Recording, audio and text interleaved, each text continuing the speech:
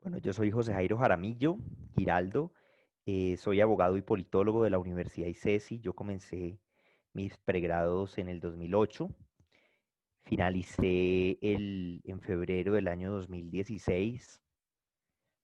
eh, bueno, fue una simultaneidad bastante edificante. La verdad, aunque me demoré, y te advierto, no perdí ninguna materia, porque mucha gente piensa que uy, pero ¿cómo se pudo demorar 14, 15 semestres? Y es que perdiste. No, nada. No perdí ninguna. Lo que ocurre es que la simultaneidad, o sea, yo siento que el derecho y la ciencia política son dos áreas que se complementan muy bien desde el punto de vista profesional, pero, por ejemplo, desde el punto de vista curricular, pues no necesariamente. El derecho es un área, digamos, pues que tiene materias que son muy propias de su núcleo académico.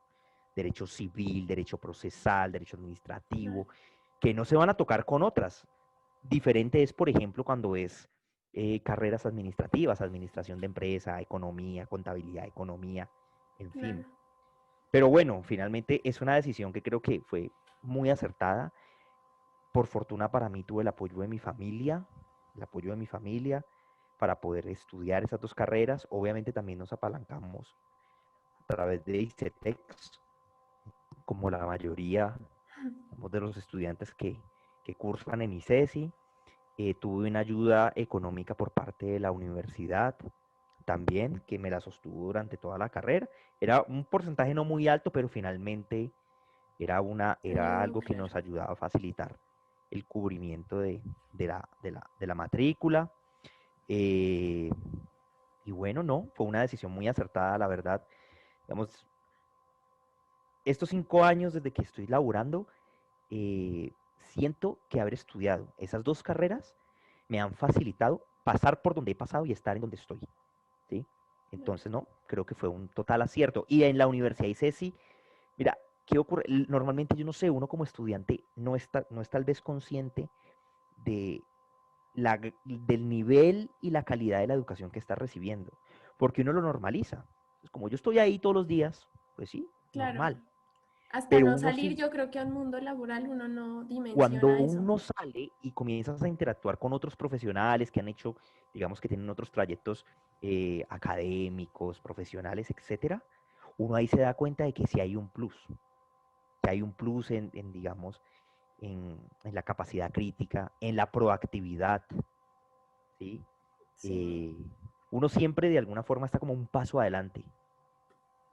sí, yo Digamos, creo. esa metodología del aprendizaje activo, uno termina incorporándola como si fuera un chip, ¿sí? Entonces uno siempre está un paso adelante, está preparado, está preparando eso que sigue.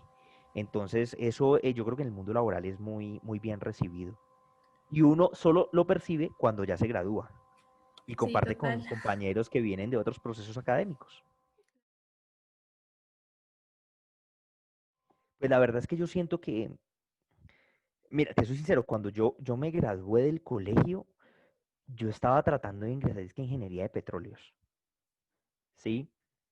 Pero tuve una charla muy bacana con mi directora de grupo en el colegio, cuando yo estaba en 11, y ella me dijo, José, mire, usted es libre obviamente de escoger la carrera que mejor crea para usted, pero yo sí quiero hacerle esta reflexión.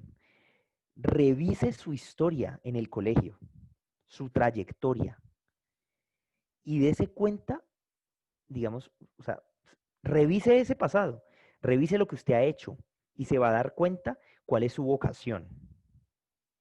Y ahí de verdad, además me decía como que esa es una decisión muy importante. Si usted se equivoca, se va a arrepentir el resto de su vida. Y yo tuve como un proceso como de mucha reflexión en el que dije, tal vez estaba muy inclinado por las ingenierías, yo creo que por influencia familiar, por expectativas familiar. Y cuando yo me gané la beca en la nacional, me la gané para cualquier carrera. Entonces, toda mi familia juraba que yo había decidido ir a estudiar a la escuela de minas, a la Facultad de Minas y Petróleos en la Nacional de Medellín. Pero yo no les dije nada y realmente me matriculé en ciencia política. Eso fue tenaz porque además me hicieron un almuerzo, es que para festejar la beca, y obvio que la beca sí estaba, pero ellos, y me decían el ingeniero, y yo les dije, Familia, sí me gané la beca, pero quiero hacerles saber que me matriculé a ciencia política. Mm. Entonces, eso fue, en ese momento fue tenaz, porque mis tíos pegaron el grito en el cielo, que, pues, como así, que yo de qué iba a vivir, que si iba a ser mochilero, y yo, pues no, o sea, yo les dije, eso es lo que a mí me gusta. O sea, yo la verdad, cuando escogí carrera, Laura, yo no estaba pensando, yo no estaba en ese momento, porque uno a los 17 años, la verdad, yo no estaba haciendo los cálculos de cómo iba a ser el proceso de remuneración una vez me graduara, nada de eso. Yo estaba de alguna forma siguiendo mi vocación. Yo desde muy chiquito, digamos, haciendo el ejercicio que me planteó la profe, yo siempre había estado metido en los procesos de liderazgo estudiantil, que delegado del salón, que personero. Entonces, esas vainas siempre me habían gustado, siempre, desde chiquitico. Entonces yo dije, y además siempre me había gustado de alguna forma, como yo mantenía siempre muy actualizado sobre la coyuntura política, entonces me gustaba intervenir en los debates, fijar posición, tal. Entonces yo dije, no, a mí definitivamente lo que me gusta es la política. Ok, entonces eh, yo decía, no, definitivamente yo tengo vocaciones por esto, entonces voy a seguir de alguna manera esa vocación. Yo en ese momento no hacía cálculos ni de ingresos, ni de... La verdad, esto es lo que me gusta y a esto es lo que me quiero dedicar, ¿sí? Sí, Entonces, bueno, quedé en ciencia política en la Universidad Nacional, ahí fue. Pero digamos ahí, obviamente cuando ya entro a la carrera, definitivamente confirmo que esa es mi vocación, que eso es lo que a mí me claro. gusta. Ahora, yo siento que cuando tú estudias ciencia política, digamos, pueden haber varios motivos. Hay quien puede estudiar ciencia política, por ejemplo, porque le gusta estudiar los acontecimientos políticos, ¿sí? Es decir, la política como un objeto de estudio,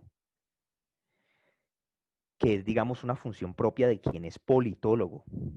Entonces, estudia los acontecimientos del poder y de los actores que interactúan en la consecución o mantenimiento del poder político. Hay otros que, como yo, digamos, siguiendo esa vocación, obviamente que a mí me apasiona estudiar la política, pero yo me metí a estudiar ciencia política y la complementé con derecho porque a mí me gusta el ejercicio del servicio público, Ok, ¿sí? Me gusta, esa es mi vocación es poder trabajar desde el Estado y en algún momento yo sé que este proceso me llevará probablemente a aspiraciones para cargos de elección popular. claro, es súper Y chévere. evidentemente la política, la ciencia política y el derecho me dan una comprensión muy importante, digamos, del funcionamiento, del quehacer del Estado, de la administración pública, ¿sí? Y de cómo los actores que están involucrados en ese entramado que es el Estado, pues se desenvuelven y me permiten tener una mejor comprensión del entorno en el que yo hoy me desenvuelvo profesionalmente. Claro. La universidad ICESI, yo llego, la verdad, yo llego de Medellín a buscar universidad y pues comenzamos a ver, digamos, por ejemplo, los resultados de los ECAES, ¿sí? El posicionamiento institucional de la universidad ICESI ya para el 2008 era muy importante. Y además comenzamos a preguntar a profesionales egresados de la universidad conocidos que nos dieran referencias y todos nos dieron muy buena referencia de la universidad. Entonces ya cuando uno comienza a escuchar los profesionales egresados y ve que efectivamente la universidad está muy bien posicionada, entonces eso fue también un estímulo, vamos, para poder entrar a la universidad. Y pues sin duda también que a pesar de ser una universidad, eh, digamos, de élite académica, académicamente hablando, porque cuando yo estaba en la universidad, ojo, académicamente hablando, no del origen socioeconómico de sus estudiantes, porque yo creo que la Universidad ICESI en eso en Colombia es pionera y líder. Más del 50% de los estudiantes de la universidad son de estrato 1, 2 y 3. Tengo esa cifra porque yo en el 2010 fui presidente del Consejo Estudiantil y recuerdo que Titi y el rector nos daban esa información, nos decía, mire, gracias a las becas, la beca Access, la beca ICESOS, muchos estudiantes que tal vez en un principio no tendrían las condiciones para estar aquí, pueden acceder a la educación de ICESI. Y yo creo que eso, la universidad en ese sentido, permite cerrar brechas sociales en la ciudad. Y ni siquiera en la ciudad, en la región. Mira, por ejemplo, tu caso y Sí, cuántos como claro. tú. ¿Sí me entiendes? Que Sí, de otra mira que, manera sería difícil. Pero gracias a la educación que recibí, he tenido la posibilidad de tener buenos trabajos que me han permitido poder cubrir la responsabilidad de ese ICETEX. Yo creo que no estaría en Bogotá y no hubiera trabajado donde he trabajado si no fuera porque me gradué de la Universidad ICESI, por las oportunidades académicas que me dio esa universidad. Y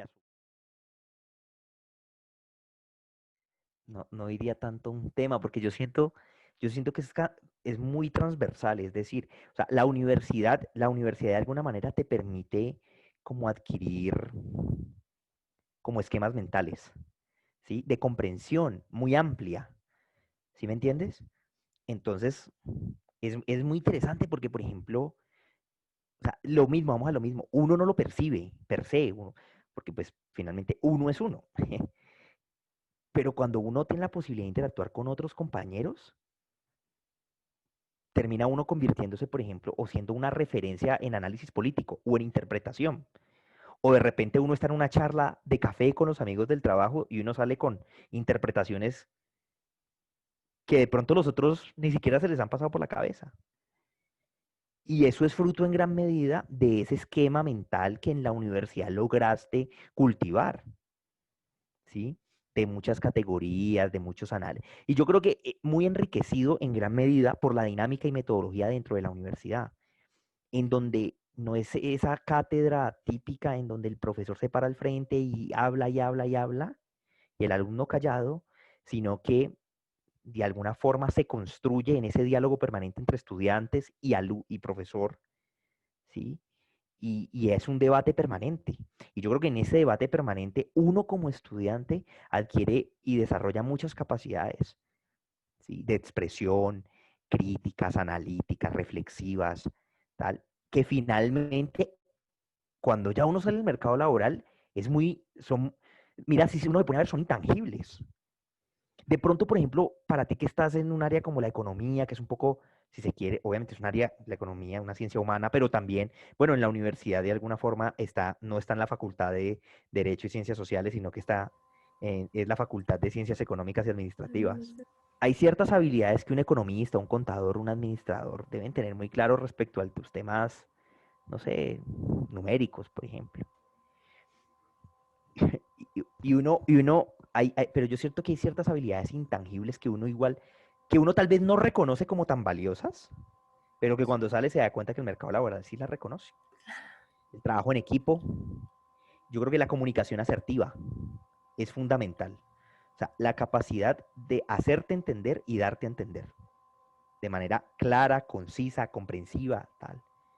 Y de alguna forma, yo siento que, por ejemplo, en la universidad desarrollé esa habilidad que de pronto uno ni piensa en él, pero cuando uno sale, uno se da cuenta que mucha gente con la que he trabajado, mis jefes, sí la han valorado, la consideran importante. O sea, yo creo, por ejemplo, el trabajo en equipo, el trabajo bajo presión.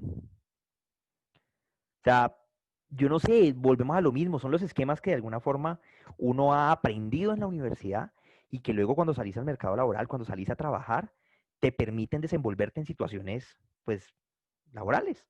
Y hay muchas, trabajar bajo presión, pero uno puede trabajar bajo presión enfocado siempre en la solución, no en el problema.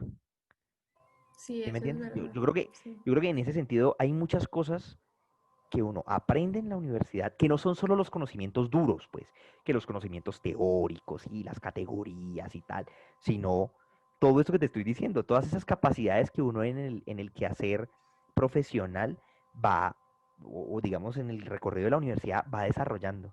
Y que luego cuando uno sale a laborar, entonces uno se da cuenta, oye, esto es tan importante, la capacidad crítica, el análisis Sí. reflexivo, la comunicación asertiva, el trabajo bajo presión, es alguien al que no hay que empujar, sino atajar. Y la verdad, yo creo, Claro. estos años de experiencia trabajando me han demostrado que es mejor tener que atajar que empujar. O sea, yo prefiero que un jefe mío me Eso regañe sí. por hacer las cosas y no por dejar de hacerlas. Entonces, Sí. siempre es tratar de prever, de alguna forma también prever escenarios futuros y cómo puedo llegar a resolver esas situaciones, en fin. Todas esas cosas, creo que la universidad tuvo un rol Sí. muy importante en el desarrollo de esas habilidades.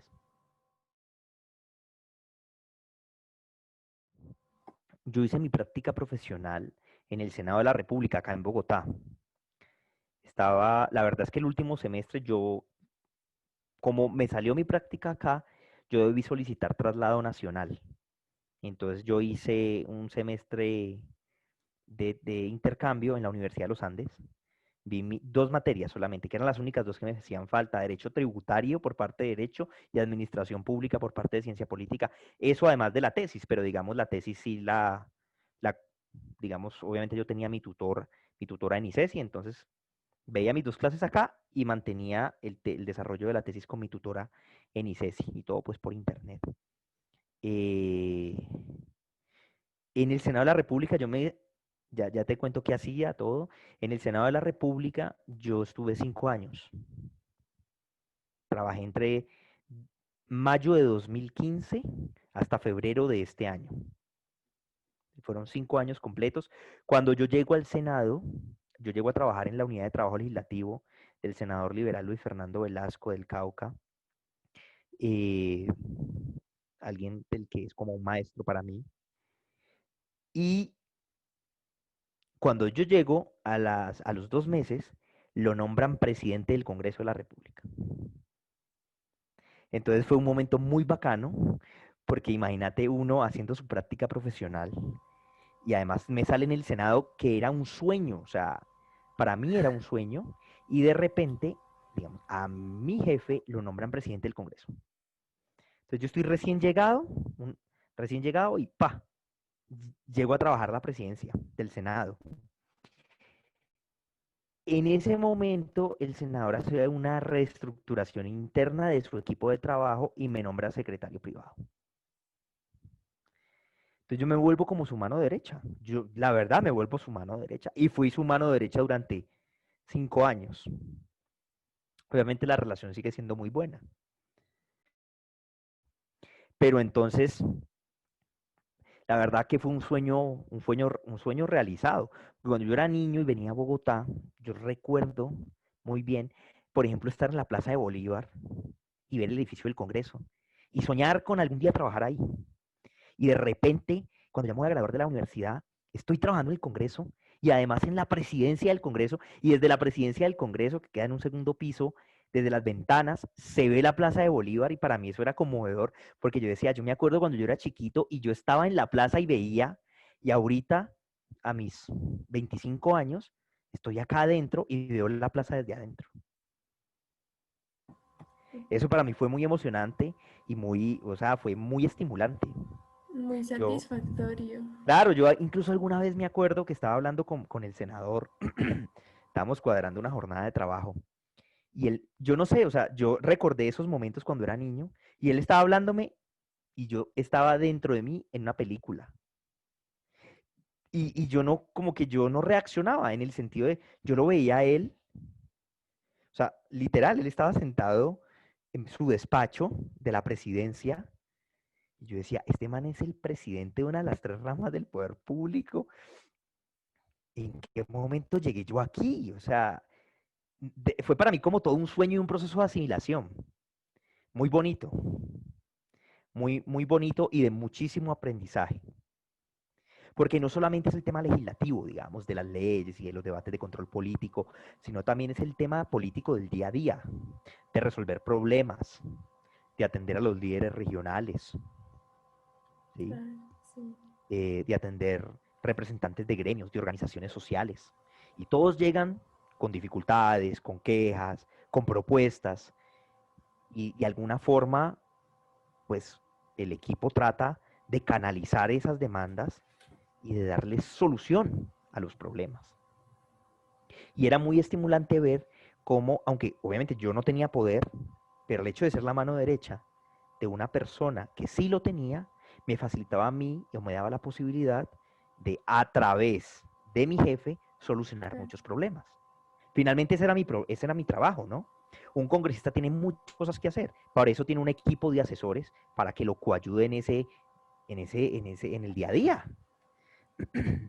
Entonces, por ejemplo, yo lo acompañaba en todas las reuniones y yo de alguna forma era el encargado de hacerle seguimiento a los compromisos adquiridos.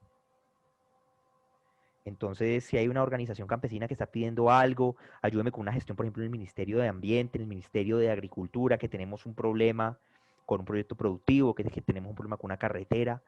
Entonces, muchas veces incluso era uno el que solucionaba, obviamente bajo, digamos, la autorización del Sí, congresista. claro. Pero muchas veces era muy chévere porque era ir a los ministerios con las organizaciones, con la gente, sacar la cita, acompañarlos, ir a hablar con ellos. Entonces, Claro, te de alguna forma, empapaste de muchas el cosas. Congreso es como una correa de transmisión, ¿sí? El Congreso es una correa de transmisión que conecta las necesidades en los territorios o las realidades territoriales con el Estado Nacional, en Bogotá. Somos una república centralizada, terriblemente centralizada. Entonces, la gran mayoría de recursos, ¿sí? De recursos humanos, económicos, institucionales, están en Bogotá. Por eso, pues, toda esa gente viene a Bogotá a buscar esos recursos para solucionar sus problemas. Claro. Entonces, era una experiencia muy bacana, Sí, porque comienza uno de alguna manera a comprender todo eso que estudió y es cómo funciona el Estado y cuál es la dinámica. También comienza uno a hacer cosas que deberían cambiar porque es tan lento algunas veces. La realidad siempre va a superar, la realidad social siempre va a superar la capacidad del Estado de reaccionar. Pero sin duda, digamos, en todo esto también se conoce gente muy valiosa, profesionales, funcionarios comprometidos en atender a la gente, en darle solución a los problemas. Ahora hay muchas cosas pues que eran difíciles, son problemas estructurales y que no se pueden solucionar de un día para otro, pero la experiencia fue muy bacana.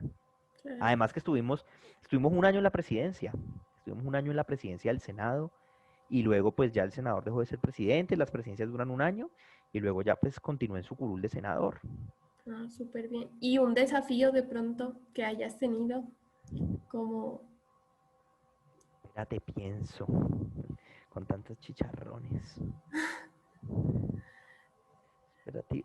Bueno, por ejemplo, recuerdo uno, teníamos una jornada de atención muy grande, teníamos, puedo decir, más de 30 personas. Ahora esas 30 personas esperando en el salón protocolario de la presidencia del Senado, porque él los iba a atender. Entonces venían como en comisiones, pero teníamos gente, imagínate, estábamos en Bogotá, ¿no? Entonces, pero había gente que venía de Arauca, de Chocó, de Cartagena, de Antioquia, y habían hecho esos esfuerzos pues, para ir a reunirse con el presidente del Congreso porque querían plantearle algún tema para que él les ayudase a solucionar.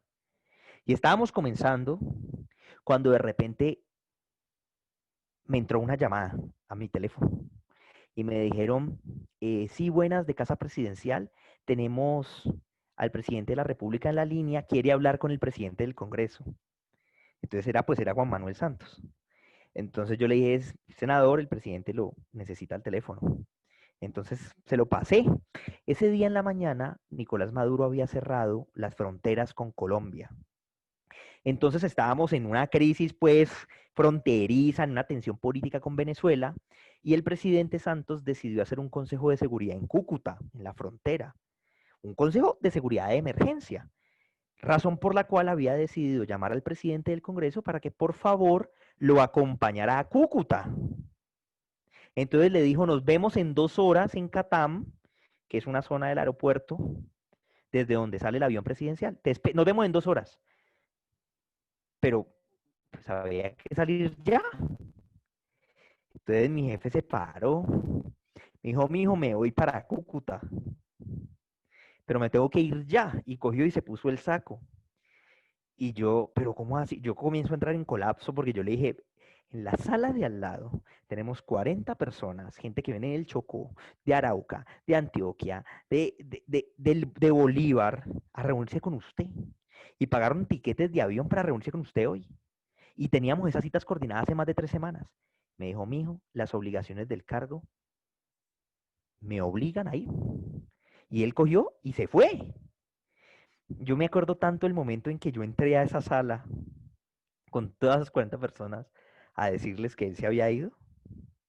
No te alcanzas a imaginar, obviamente, la tensión. Y yo, obviamente, me ponía en los zapatos de esa gente que había hecho el esfuerzo de tiempo, de plata, de trasladarse a Bogotá para reunirse con él. Y que él, pero pues a ver, tampoco era culpa de él. O sea, es un caso de fuerza mayor. O sea, si vos sos el presidente del Congreso y te llama el presidente de la República a decirte que hay un Consejo de Seguridad en Cúcuta porque la frontera con el país vecino fue cerrada por el gobierno de al lado, pues muy difícil. Muy difícil. Efectivamente los atendimos. Pues no había otra alternativa. Probablemente la gente no quedó tan contenta, pues porque finalmente se quieren reunir con el personaje, Claro, ¿sí? pero les dieron una solución.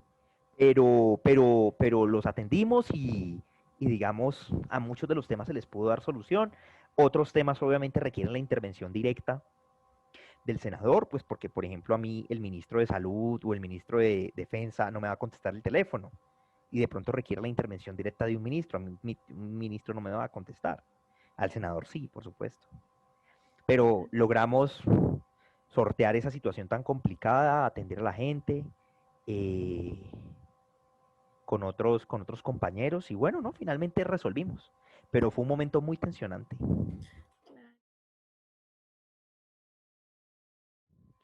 No esperen a graduarse para hacer lo que les gusta hacer. En mi caso, por ejemplo, que siempre he tenido vocación por el servicio público, desde mitad de mi carrera o incluso antes, eh, decidí involucrarme con todas las ganas en un proceso político de un senador. Y finalmente cuando me gradué, fue ahí donde se me dio la oportunidad de hacer la práctica y ahí estuve 5 años trabajando. Ahora, seguro que hay otros compañeros que estudian ciencia política porque les gusta la investigación o porque les gustaría ser analistas o periodistas, en fin, no esperen a graduarse para comenzar a tender puentes, vínculos, relaciones con eso que a ustedes les apasiona.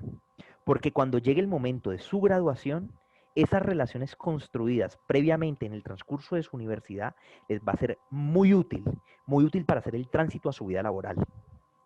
Ok. ¿Sí? Porque si esperan hasta graduarse para ello, puede ser demasiado tarde. Y uno tiene una ventaja, cuando estás en la universidad no tienes tantas obligaciones, tienes la libertad plena de poder dedicarte a tu estudio.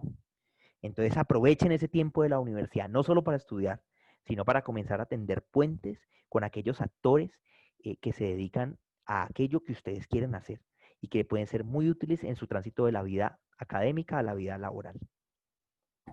Bueno, yo creo que con eso acabamos. Igual muchas gracias. No sé si se me corta ahorita esta llamada porque ya son los 45 minutos estipulados por Zoom.